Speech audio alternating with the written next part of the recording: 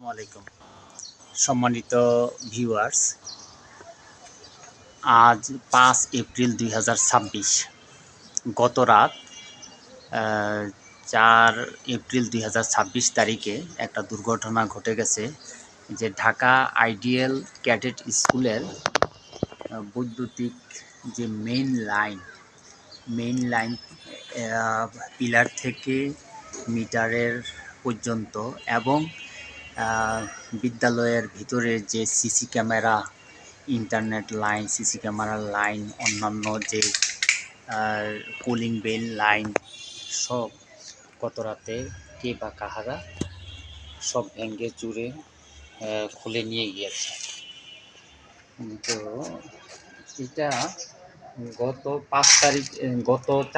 4 এপ্রিলে একবার সংঘটিত হয়েছে, আবার 3 এপ্রিল আরেকবার সংঘটিত হয়েছে। 3 এপ্রিলে সংঘটিত হওয়ার এই কাজটা হওয়ায় তিনি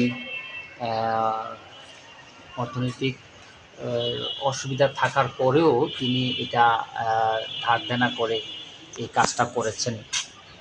অবশ্য গত 3 তারিখে যে ঘটনা ঘটছে আমি এসেছিলাম, তিনি এটা সংস্কার করেছেন। আবার আজকে এই কাজটা আবারও পুনরায় কাজটা হয়ে গেল। অত্যন্ত দুঃখজনক যে তিনি তো একেবারে ভেঙে পড়েছেন। এই যে এখানে মিটারের লাইন একবারে শেষ মাথা পর্যন্ত অনেক বড় জায়গা, বিদ্যুতের লাইন টাইন সব তুলে নিয়ে গেছে। একটা শিক্ষা প্রতিষ্ঠানের বারবার এরকম একটা দুর্ঘটনা অত্যন্ত দুঃখজনক। শিক্ষা প্রতিষ্ঠান, সামাজিক প্রতিষ্ঠান, এটার ব্যাপারে গণসচেতনতা বা সকলেরই দেখা উচিত, বা অন্তত মুখে হইলেও অন্তরে হইলেও ধিক্কার জানানো উচিত সকলে।